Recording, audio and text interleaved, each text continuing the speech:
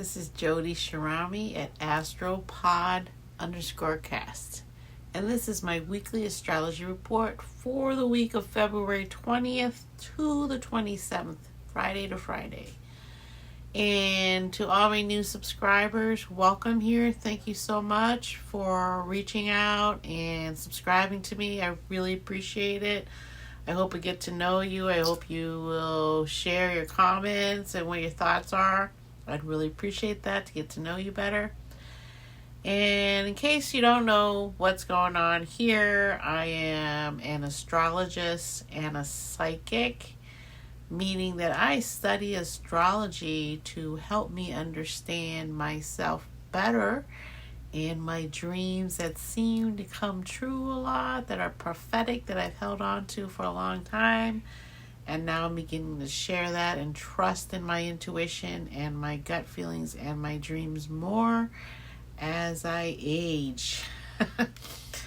So today is a discussion about what we've all been waiting for many years now, which is the Saturn-Neptune conjunction in Aries after the fateful equinox, solar equinox, the Ring of Fire on Wednesday. And now we are into Friday, and we are now into Pisces season, which started the day after the equinox on the 18th of February. And the moon has shifted into Aries yesterday and is still there today, and it does conjunct the conjunction of Neptune and Saturn at 0 degrees of Aries, which is the world access point. It is the beginning of the collective of everything that is in the cosmic world as we know it as humans living on Earth. Today is a big, gigantic energy shift in the cosmic world, or the planets are lined up in space. And every time planets have been aligned in space, there has been seismic shifts occurring with all the land masses here on Earth, and how we think that the land masses all used to be one, and through millions and trillions of years is separated into the continents that we now live and know. So now we are beginning a new era. So the most important thing is that this conjunction has happened about an hour or two ago, and that's when I chose to do my daily bathing. And I went and stood under the water because it is Neptune, the ruler of Pisces, my moon. And this helped me to cleanse out my mind and relax, and help me to trust myself more as more psychic imprints come in, more dreams occur. Trust myself and stand in my sovereignty as a Leo sun at the very energetic degree of 28, 29 degrees of Leo into Virgo. I'm considered a Virgo. And all these things are the reason why I went into astrology, because looking at a Leo horoscope didn't satisfy me. And learning from my mom that this is my moon birthday, that is February 29th, 1968, because I was born in Asia, it is my lunar birthday. And it's true to fact when I go and make my chart for August 22nd, 1967, it is a Pisces moon. So the monks really did know what they were doing. Maybe not everyone understands what they're doing at the time. I can't really explain it all. So that's what I've been doing, is digging deep first into my own self. And that's how you get into astrology. Most people is learning about yourself, because you don't seem to fit these molds that astrology tells you in a blip in your daily or even your monthly, that doesn't really fit what's going on in your life. So you're like, well, then why doesn't that fit? And then you find out, well, you know, your moon is in Pisces, but what's your rising sign? So then you got to ask a parent or someone who knows you when you were born what exact time that is. And when you find out your exact time, it explains so much about how the world sees you, because then you find out that's your rising sign, and my rising sign is Libra. And when you see that, you're like, oh, people see me this way as a cardinal air sign, and air signs are detached, and Libras are opposed to Aries, which is hosting Saturn and Neptune right now. So this is occurring opposite of my cardinal rising sign, and Aries is a cardinal sign that is a fire sign where the sun is exalted. So being in Aries is a lot of freedom. You can kind of do whatever you want. You're exalted here. What you say goes. And so that's where the recklessness of Aries fire sign comes in, because it is ruled by Mars. And Mars right now is in the sign of Aquarius. It will be moving out of here shortly into Pisces to follow the Sun and Venus. Pisces is now being ruled by Neptune, and Neptune's in Aries. So right now Pisces with the Sun here is having a lot of clarity, since Neptune is now in Aries, its second house of financial gain. With this conjunction, Pisces and Capricorn, because Saturn rules over Capricorn, and also used to rule over Aquarius until they found Uranus. So basically, Mars is ruling over this conjunction of Neptune and Saturn. Neptune and Saturn are able to work together here in a loving environment, especially with Venus also with the Sun, and Mars is getting ready to come into there. But Mars is not in Neptune yet. Mars is at the very end degrees of Aquarius. So I misspoke a minute ago. So Mars being at the end degrees of Aquarius, Mars is detached and future thinking, and its energy is towards innovation and change and rebellion, because Uranus is rules over Aquarius, and that's very rebellious energy. And Uranus again is at the very end degrees of Taurus, also causing seismic shifts. There's been many avalanches this past 2 weeks leading up to the Olympics, and occurring while the Olympics was going on, as it came out of its retrograde phase in Uranus and at 27 degrees, and now it's moving forward to get into Gemini by April. So since it's awoken and not really moved much, because it's going to take about 8 more weeks before it gets into April for 3 degrees, it really has caused some seismic shifts. There's volcanic activity has continued in the Philippines.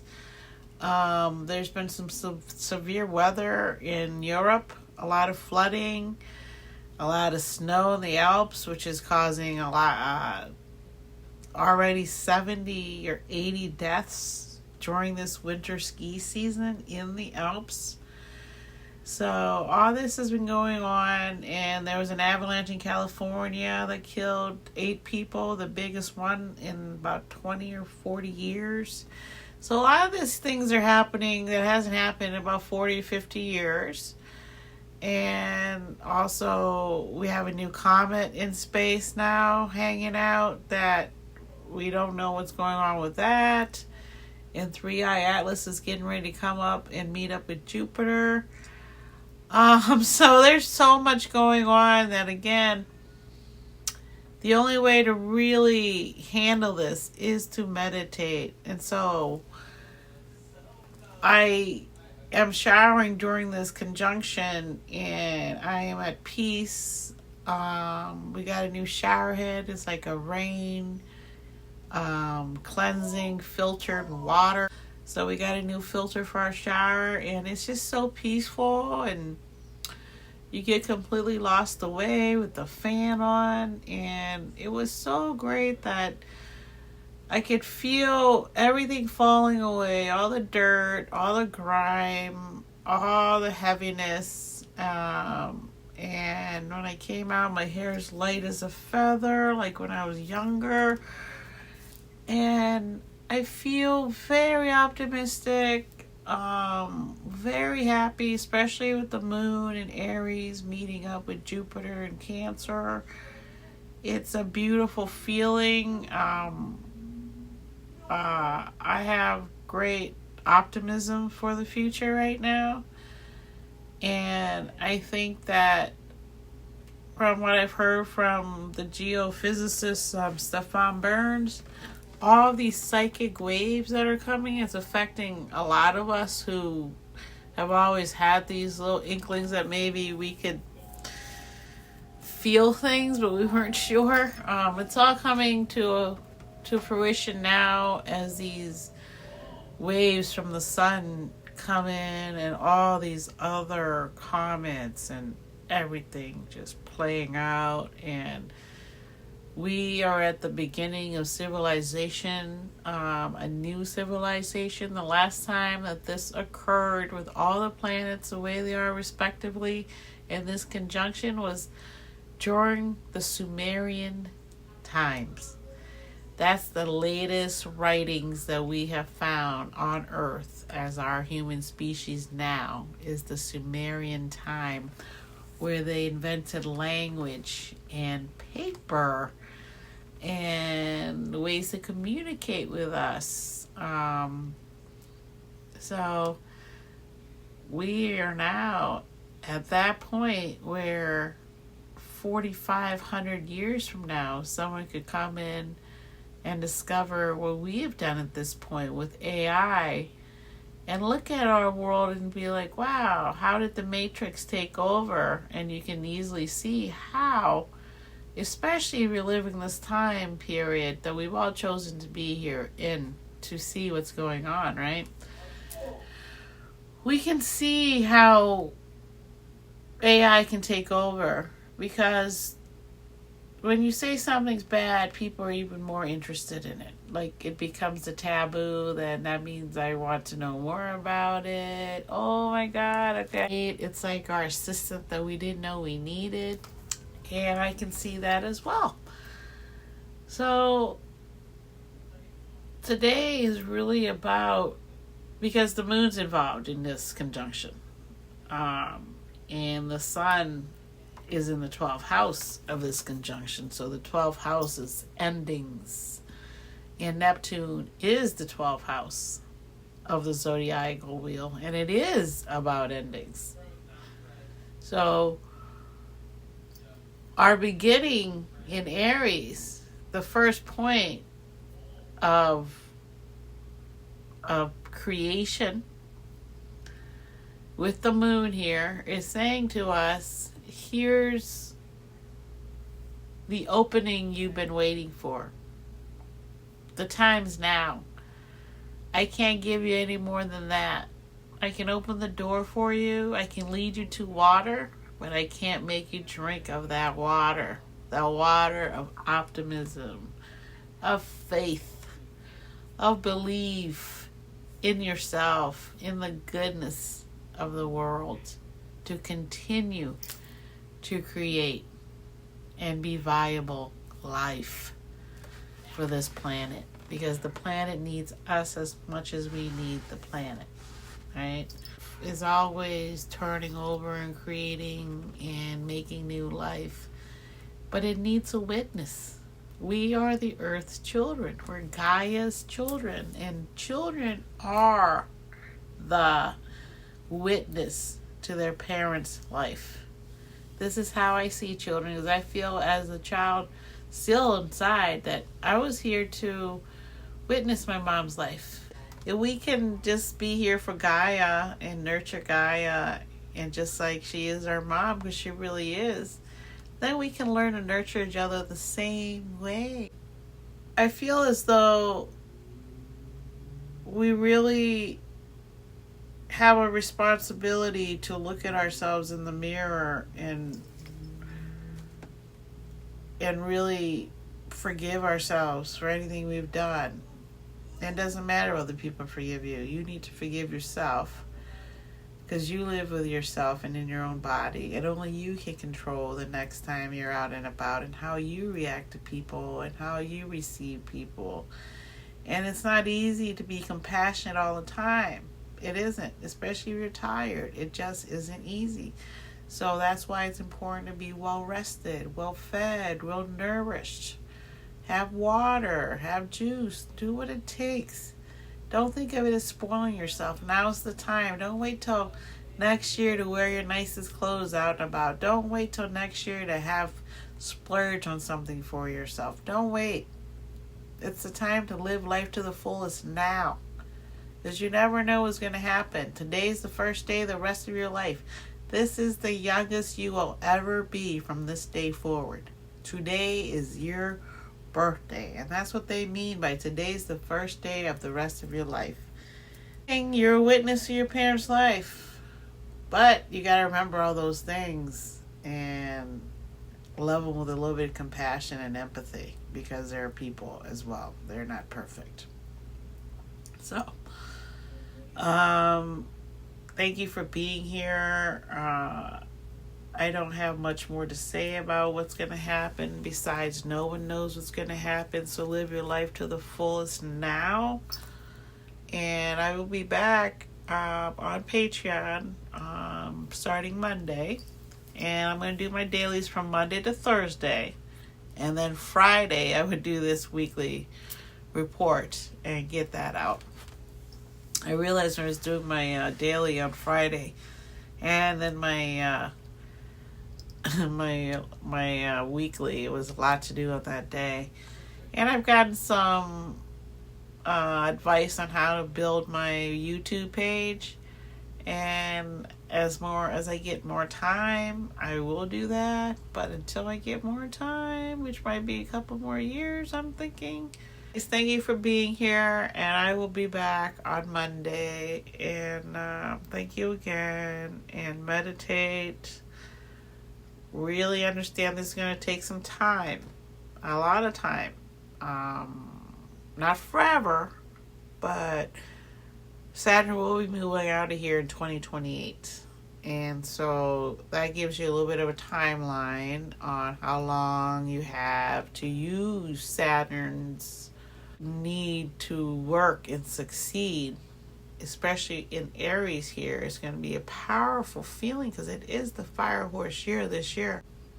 But for the weekend, I would say that the moon will be shifting into Taurus, which is a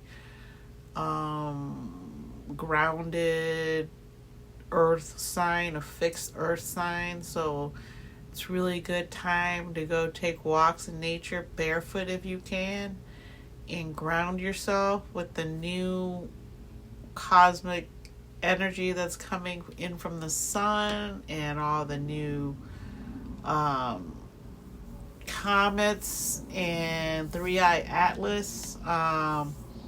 If you can ground yourself with nature right now, it will help you to feel more secure in your body and in this life form that you are now as a human, and really help yourself to understand who you are, find clarity in being yourself, and really do research on what it is that you feel most comfortable wanting to do and be. What is it that you want to have a legacy that you leave behind? What is it that you see yourself doing? How do you see yourself when you're now no longer here on earth? How do you see the legacy that you leave behind? Or do you not have one? And if you don't, think about why not.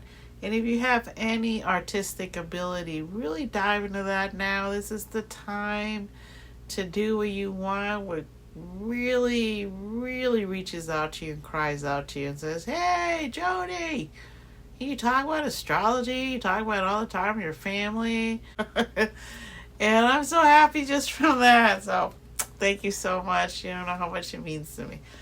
Thank you. And I'll be back Monday with my daily, and we'll talk more about the week, the new week of our consciousness. Thank you. And to all my spiritual children, keep it up. Keep going. You know what you're doing now. You guys got it down. Okay? All right. Thank you. Peace.